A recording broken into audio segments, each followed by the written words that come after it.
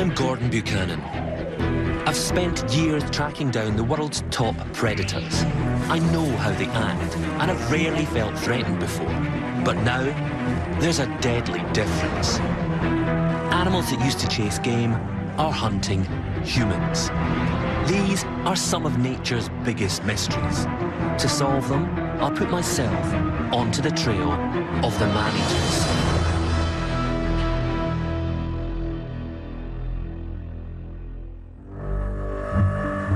I'm in Nepal in search of a serial killer.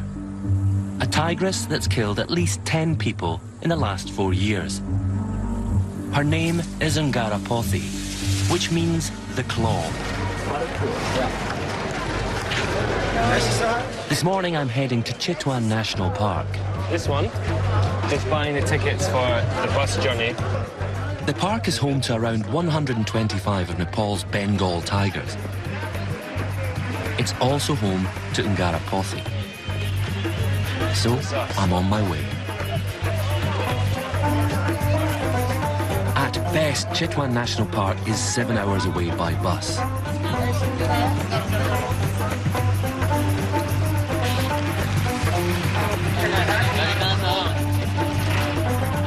think it's going to be a pretty long journey.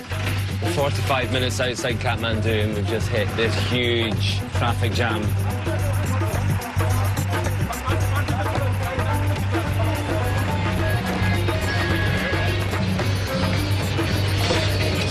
Slight problem.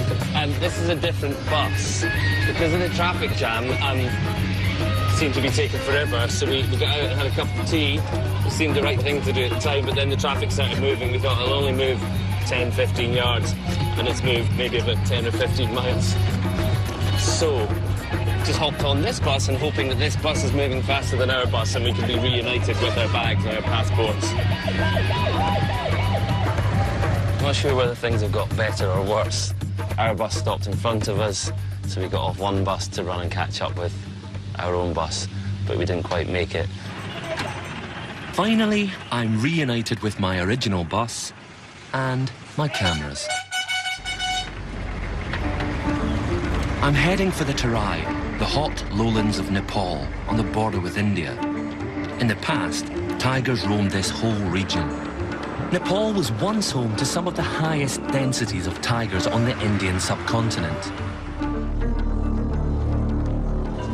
Like elsewhere in Asia, tigers have long been a sacred symbol here. But where they're revered, they're also feared. It's estimated there could be fewer than 200 Bengal tigers left in Nepal. Just look out at this landscape. There's not a square inch of this that hasn't been touched by the hand of man. At one time, not that long ago, this would have been thick jungle. It would have been a home for the tiger. Today, this is a place where tigers can't live. During the 1950s, a government program moved thousands of new people into this area of southern Nepal, and the forests were replaced by farmland. As the human population grew, the number of tigers fell. In 1973, the Nepalese government established Chitwan National Park to try and save the country's tiger population. And after several dusty hours by bus, I finally arrived here. At almost 1,000 square kilometers, Chitwan seems like ideal tiger territory. It looks amazing. It smells amazing. And you'd think that tigers living somewhere like this, there'd be no controversy, no conflict. But since the 1970s, since Chitwan first opened, 103 people have been killed by tigers. The most recent death was just a year ago. Something unusual is happening in Chitwan. Within minutes of arriving, I'm under attack from a rogue wild elephant nicknamed Valentino. Valentino has killed 2 men in the last year. It seems it's not just the tigers that pose a threat to people here.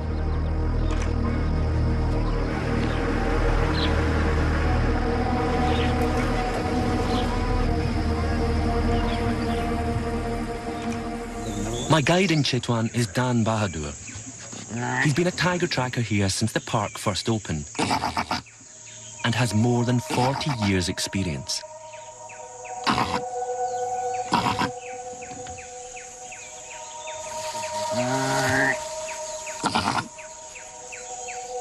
Can't tell whether he's in love or whether he's annoyed.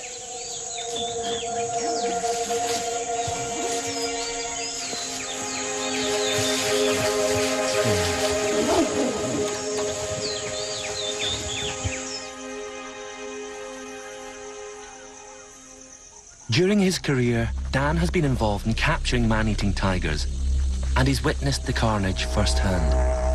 I've seen actually the tigers dragging humans. You are kidding me. But the human body was eaten half.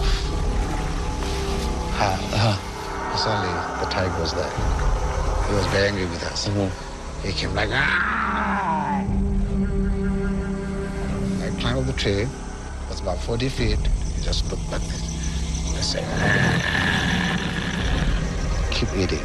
I start licking the body, and he's tearing off flesh, chewing all the bone like we're chewing like carrot. Yeah, very crunchy.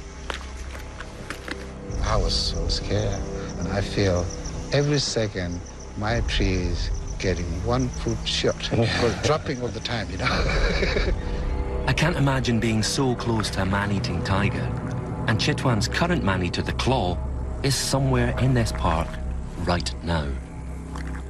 I've filmed tigers before, in India and in Russia, in Bhutan. Yeah. But this is the first place that I've come to where there is a problem with man-eating, where there is a tiger that is recently killed and eaten someone. Yeah. It just makes me think very differently about these tigers in this place.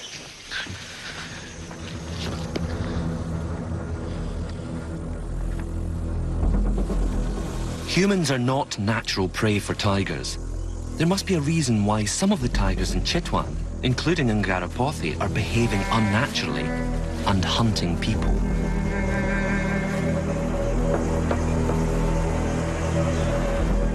And Ngarapothi has got very good at it.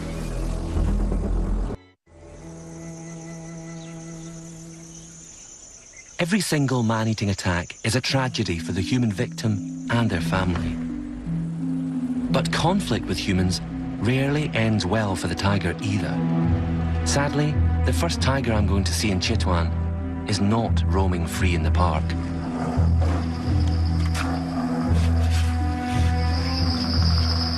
The tiger in there, 2 years old, young male, and he's a problem tiger, and that's why he's been locked up. He got injured by an older, bigger tiger and then resorted to killing livestock.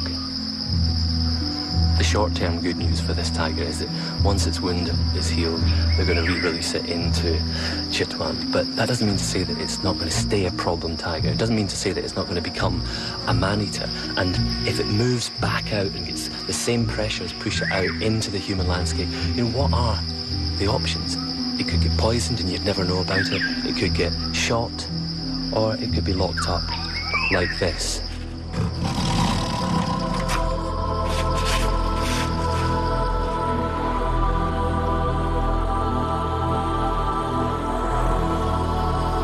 This tiger is not a man-eater yet, but who knows what the future holds. I'm heading to a village called Bagadi. It's outside the national park, but it is just on the edge of Ngarapothi's territory. These villagers live right on the edges of the park. They often stray into tiger territory, either cutting grass to feed livestock or catching fish to feed their families. Ngarapothi killed this man's son. At the time of the attack, his son was fishing in the river with a friend.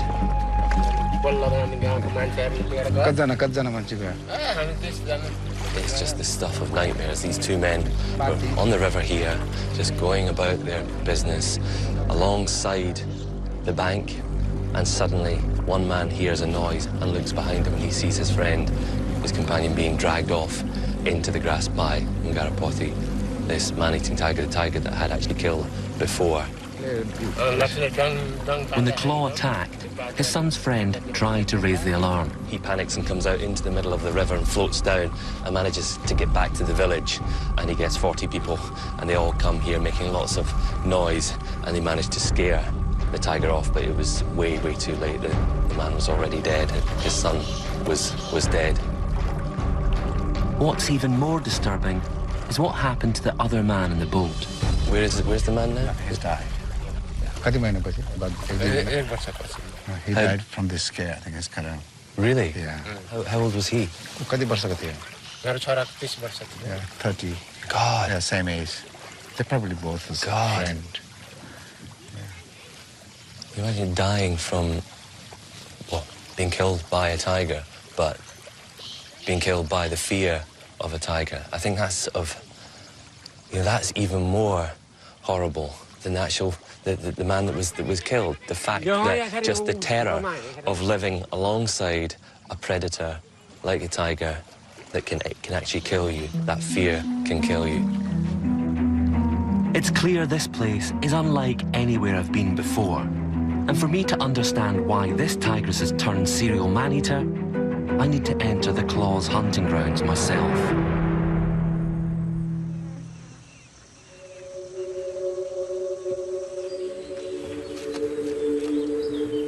In the early hours, we set off for the northwest of the park to take a look at Ngarapothi's home territory.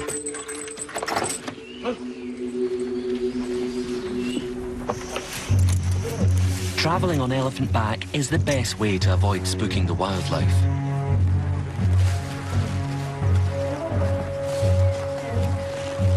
In the heart of the park, the deer are not the only animals up and about. We soon come across something hiding in the tall grass.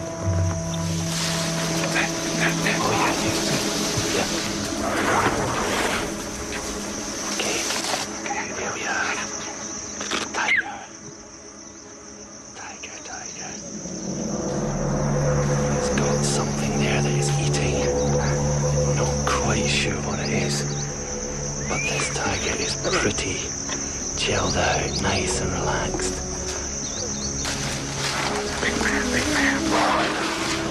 It's a male tiger, not the tigress Ngarapothi.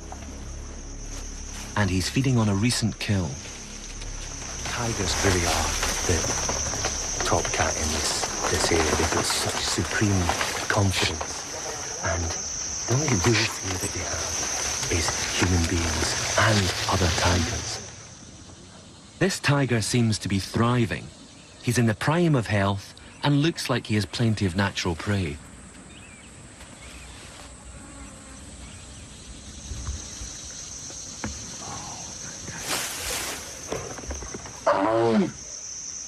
Beautiful animal, absolutely stunning animal.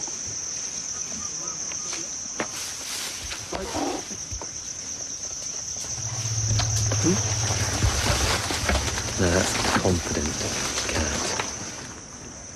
So what is different about the claw? What makes her hunt humans? Just on the other side of the river here is Bandarjola Island, which is the home territory to Ngarapothi. I want to go over onto the island just to get a feel for this tigress, a feel for where she lives. I'm keeping my camera with me just in case I get lucky. The chances of actually seeing Ngarapothi for myself are slim. No one has caught sight of her for over a year. If I can film an image of her, perhaps her appearance will unlock the mystery of why she's turned man-eater.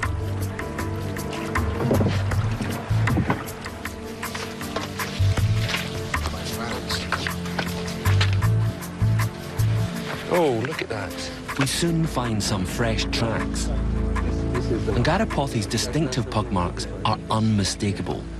That's the one we're looking for, yeah? Yeah. See That's the animal. They're how she got her name, the claw. When a tiger kills a person, you want to identify which tiger it is. And if you can't see the tiger, all you've got to go on the signs it leaves behind. And with Ngarapothi, she's got a very distinctive spacing between these two toes. I haven't seen any tiger tracks with that kind of spacing. So 3 or 4 days ago, she's walked down the edge of this forest And right now she's in there somewhere. And that's where we're heading now. Almost stood on it. It feels pretty unnerving to walk into the home of a known serial killer. Go then, careful, okay? Okay, I'll stay right behind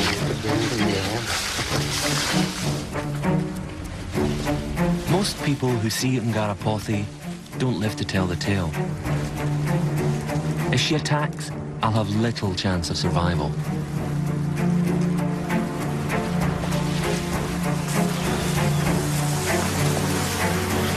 You just never know where an attack is going to come from.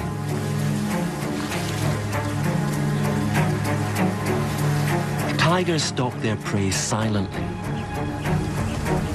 staying hidden until the very last moment, when they explode in a gap-closing rush. The victim is usually dispatched with a killer bite to the neck.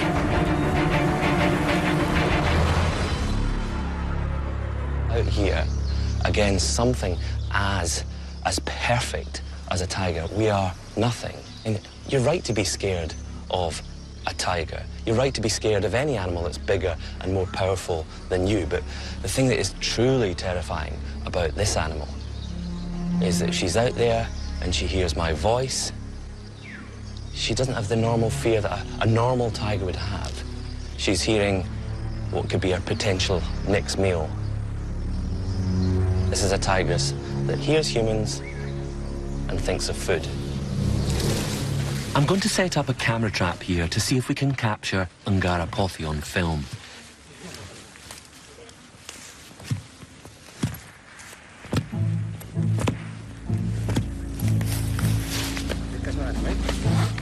The reason I'm putting this camera trap here is there's actually an old set of tracks here. So at some point, fairly recently, a tiger has walked down here. So if you imagine a tiger coming from the island, when it gets to the river like this, it maybe has a scan up, down, and makes up its mind whether it's going to have a better chance of finding food that way or this way.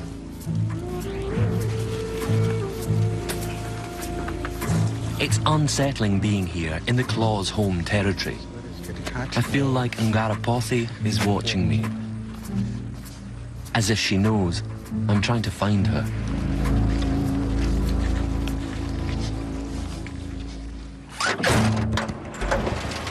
Is the air conditioning working? Ngarapothi is Chitwan's most recent man-eater, but she's not the only serial killer to have prowled this park. We're on our way to a place called Temple Tiger. About 4 years ago, it was the scene of a horrific man-eating attack. So we're heading down there just to try and find out a little bit more about it. At least 36 different tigers have made attacks on people in Chitwan in just 25 years. I'm hoping there may be clues in these other attacks that can explain what has turned the claw into a serial killer. This man, what's your name? Gordon? Man. Man. Yeah. Man, I'll remember that. In some ways, you have to admire the confidence of the tiger. There's buildings on that side, buildings here, lots of noise, and it wasn't remotely scared. The victim was one of a team of elephant keepers. The tiger was there, I think ambushing or something. Tiger was there, he walked through this way, and tiger jumped. Just grabbed him. And grabbed him.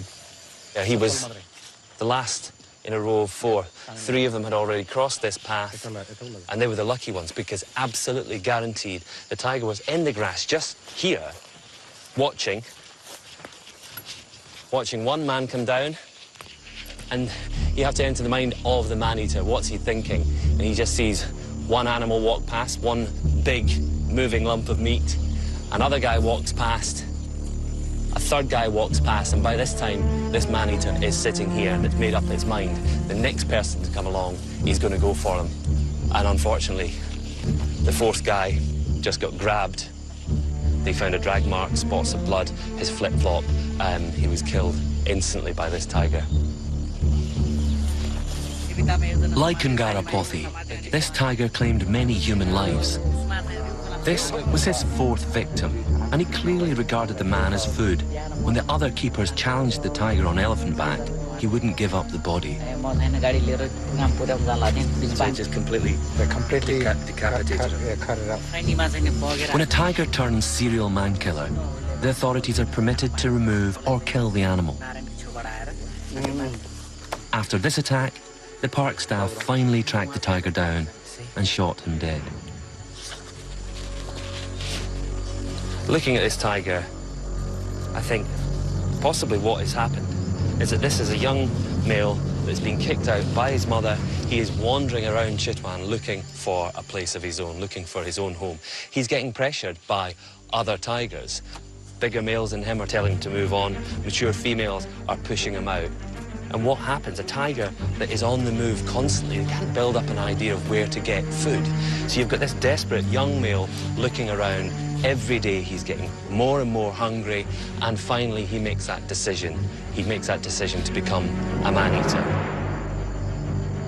A tiger with no territory has nowhere to hunt for its food. And a very hungry tiger might be forced into unnatural predatory behavior. Is this what happened to the claw? Perhaps a younger tiger was infringing on her territory, making it more difficult for her to survive. Are there too many tigers in Chitwan and not enough space? The person to ask is Bim Gurung, a tiger specialist who spent more than 10 years researching the man-eating cases in Chitwan. Since early 1980s, we estimated that the Chitwan population, tiger population, has stabilized because of their territorial nature. Although tiger numbers have been stable here, human kills have increased dramatically, especially since 1997. This map shows the human being killed prior to 97 and then after 97. Right. So these white dots are prior to 97, which is not that many. So that is data of 19 years. Yeah. And how many people since 97 have been killed? Yeah, since 97 we have 65 people were killed till 2006. Okay. When you suddenly see in Chitwan that there's a dramatic increase, between after like 97, then you are concerned like, why is that happening? I mean, is the tiger like changing their behavior or, it's an evolutionary process or something? Bim discovered that in 1996, the government established buffer zones. Degraded stretches of land along the edges of the park were earmarked for renewal. In these buffer zones, the growing human population can gather firewood, but not chop down the trees. The aim was to improve the forest, and it worked.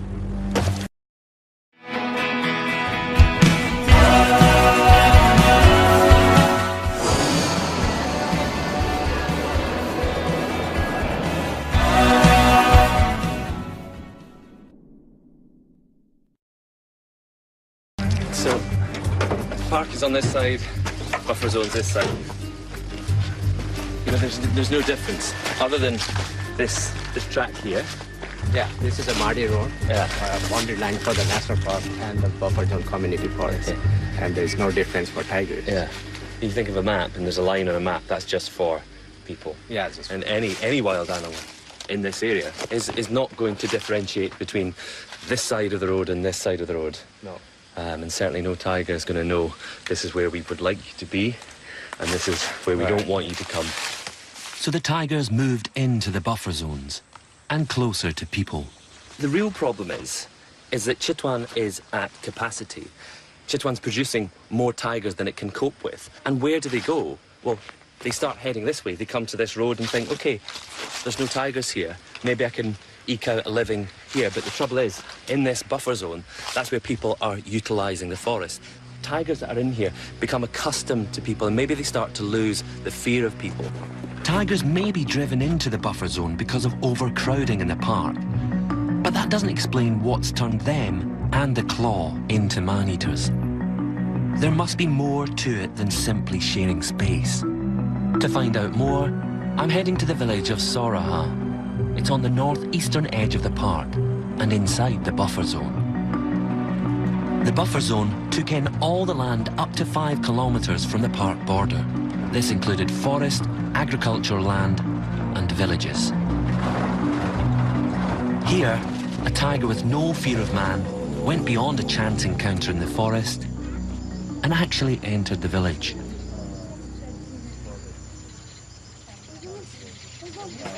Okay, is this the place? Yeah, that's the house. You just walk in now. Yeah. Hello. Namaste. She's the wife of the victim. Okay. I want to find out exactly what happened. You know, back in 2004, but just sort of as much detail as we can.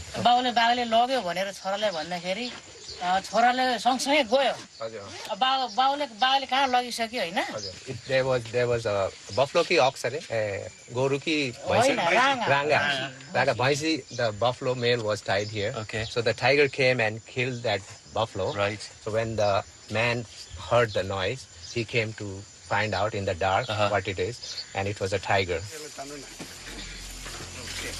The buffalo is tied onto this rope here.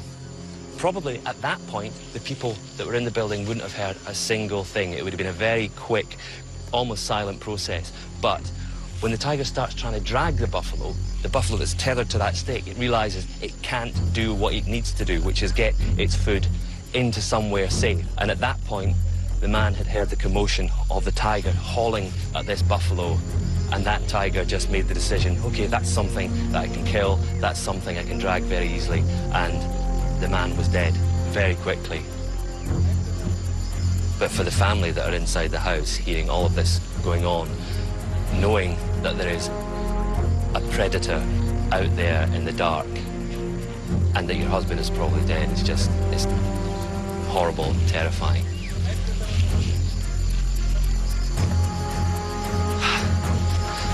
That's the national park area, but a good distance from the national park. This tiger must have been forced to leave there, and it's wandering about in this human landscape, and it's looking for food. And every day that passes that it doesn't eat, it's getting more and more desperate. When the authorities killed this man-eater, they discovered a significant clue. It was old, weak, and very thin.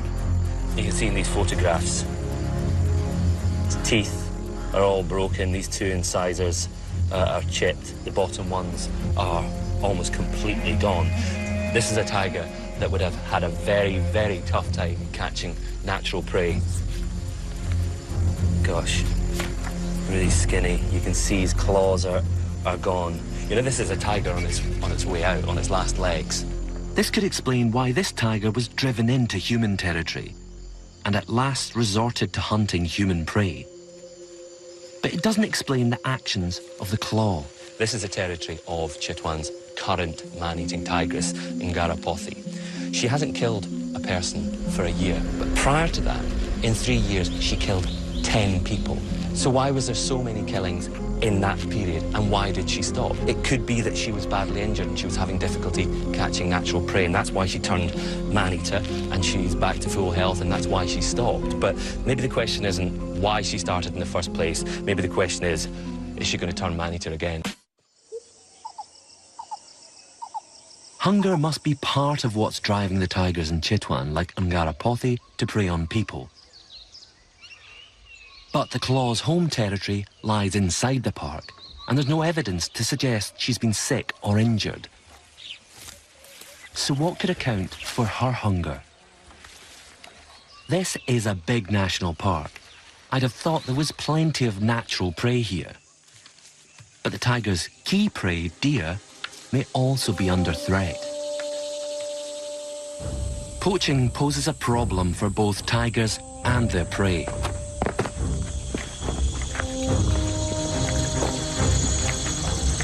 Soldiers go out every night patrolling, and they're looking for signs of poaching, looking for poachers themselves. The vast majority of poachers are actually, they're after the tiger's prey, not the tiger itself. But to protect the tiger, you have to protect the things that it eats. People here know that killing a tiger is a serious crime. Although tigers are occasionally killed, most poachers in Chitwan are in pursuit of deer and other ungulates. This is a really risky business. Not only did you run the chance of bumping into poachers who are armed, it's a wild environment. There are wild elephants here, rhinoceros, and out here somewhere in this very night there's a man-eating tiger. We find no sign of poachers and very little prey. But locked inside the park headquarters, Bim shows me further evidence of poaching. Thank you. Holy smokes. Looks like they've confiscated stuff from a pirate ship. So this is all stuff, traps, guns, things that have been confiscated? Yeah, by the poachers. army and the park management. And all these boxes contains the confiscated wildlife parts, like skin, bones. Oh, so these are all the... So this is just tiger bones? Yeah, those are all tiger bones. That is biggest skull. obscene. How many tigers are in here? Quite a lot. Extinction in a box. Poaching has eradicated tigers from reserves just like Chitwan, and it could happen here as well. That's just the really terrifying thing about it. Looks like parts of a rhino. Skins. This looks like tiger. Very Such a waste. Such a waste. Despite the presence of the nightly patrols, it's obvious that poachers remain active in the park. But it's not just poaching that may be causing a decline in the number of deer and other animals here. Surprisingly, a harmless-looking weed might also be part of the problem. So this is it all growing here? Absolutely. Completely takes over. So Dan, since you've been here, was this here 40 years ago? Yeah, 35 years. And have you seen it take over? More and more and more it is. The mile-a-minute weed is not a native plant, but is growing rapidly here and may be killing off the other plant life. You know, this plant, it may be edible to some animals, but it's not as nutritious as the natural plants you'll be found here. But the trouble is, it doesn't belong here and it's completely taking over. And you think, okay, how can a plant like this have an effect on a tiger? Well, tigers are at the top of the pyramid. They are linked to everything that comes below them. The plants that are eaten by the herbivores and the herbivores that are eaten by the tigers. So this weed could be reducing the number of deer in the park. And if it is, I wonder if that's enough to force Ngarapothi to start hunting humans. Or is there something else at work?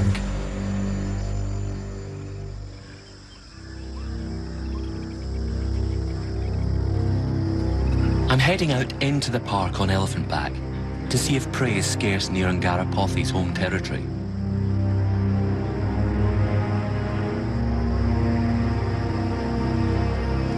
It's easy to feel safe riding so high up on elephants, but we find something that puts things into perspective.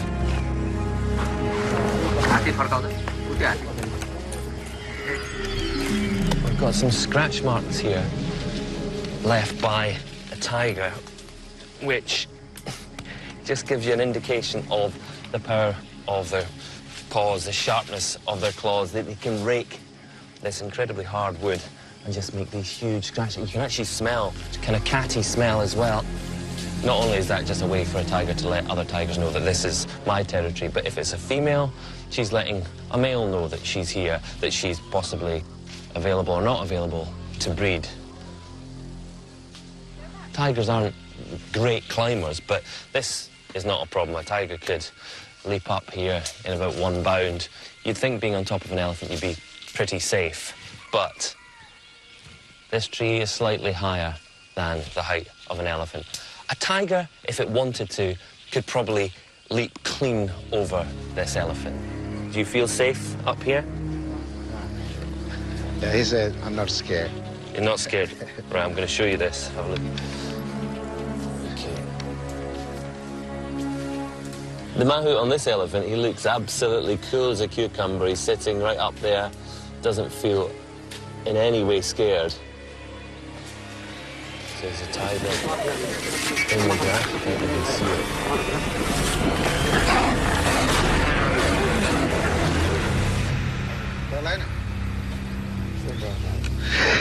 It's scared now. Okay. This footage was filmed just outside Kaziranga National Park in India. It's not something I want to experience myself here in Nepal.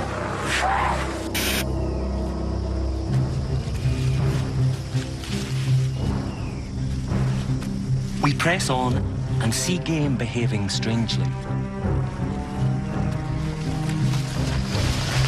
He's not very safe. Gosh. Tiger would attack Mark in a minute. Then it's clear why they're nervous. There's a tiger right here. Okay, we've got a tiger in the grass here, but it's really thick, so we can't see it. Can you see it? I saw it, yeah. I couldn't see it on the camera, though. I can see it on the camera.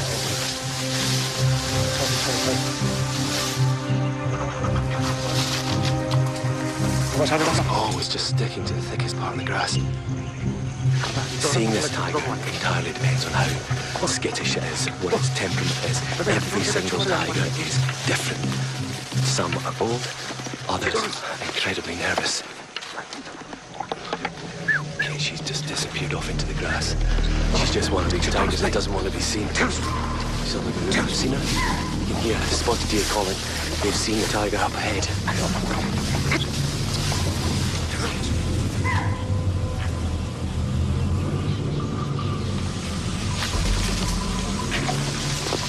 Into the thicker stuff, the hope is that maybe the tiger will feel safer in here and let's close the distance. When it's as thick as this, it's very difficult to see anything. Okay, I'm just looking down, you can actually see some bug marks as she's walked this way. Oh, big female. Where she is, I have not a clue. You've got an incredibly well camouflaged animal moving through some of the most dense vegetation.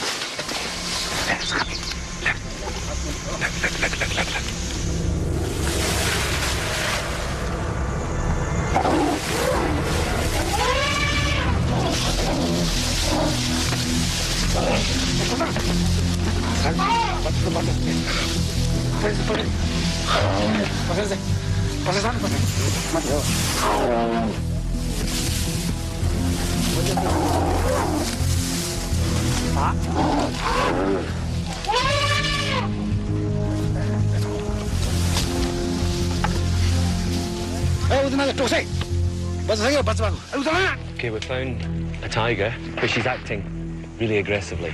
And it's not because she's just an aggressive tiger. She's got two small cubs with her. Just got a glimpse of her in the grass. Briefest glimpse of the cubs, but there's not much we can do. This grass could hide a herd of elephants, let alone a tiger and two small cubs.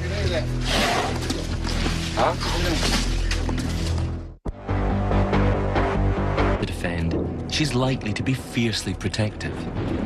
4 years ago, when Ngarapothi started attacking humans, she may have been just as ferocious. She too had cubs. When she first killed the victim in 2008, she had 3 young cubs. Could this explain her apparent hunger and be what drove her to attack people? A tigress needs to eat 5 to 6 kilograms of meat every day. And if it's already hard for one big cat to find enough food, finding enough for 3 extra mouths must be almost impossible. Once the sub-adult cubs grow, dispersal is around 2 years of age. At that time, their size is same as the mother. So they need this equal amount of food.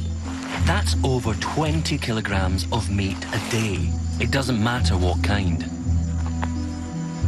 What happens when a cub sees its mother behaving in a certain way? Surely if a mother is a man-eater, the cubs see that and just see that as a source of food.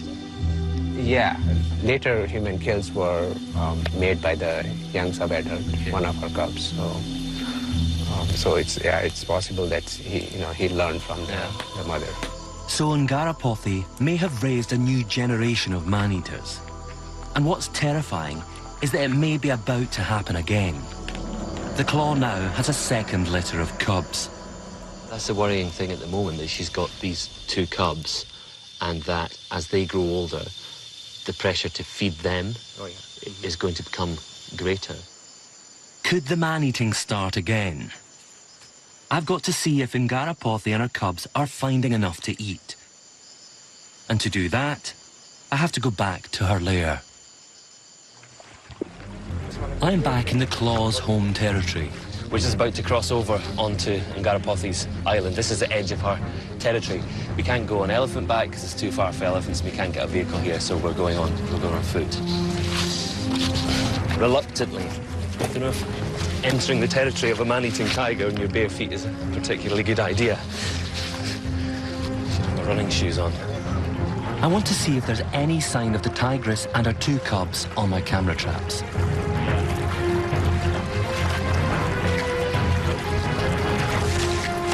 Camera trap here.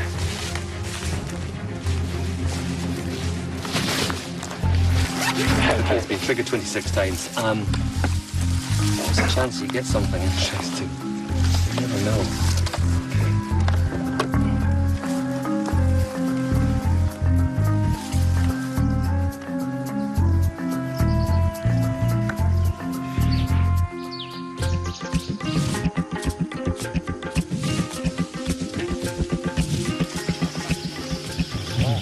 Patrolling. Did you know that they came here?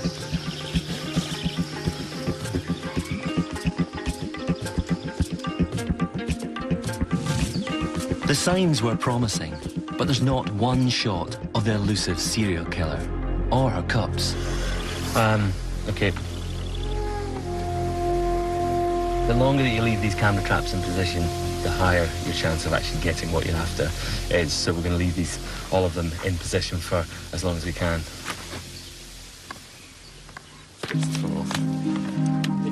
I failed to capture the claw on film, even with my camera traps. But I'm not giving up yet.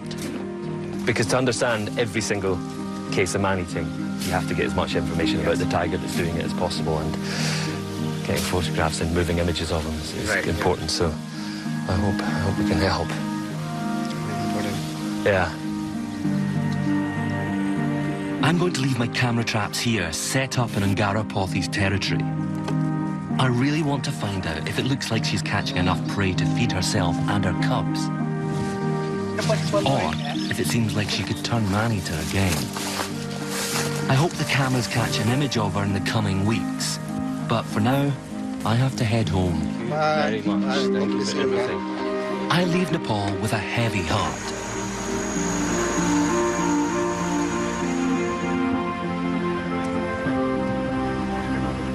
But that wasn't quite the end of the story. A few weeks after returning home to Scotland, I receive a parcel from Bim.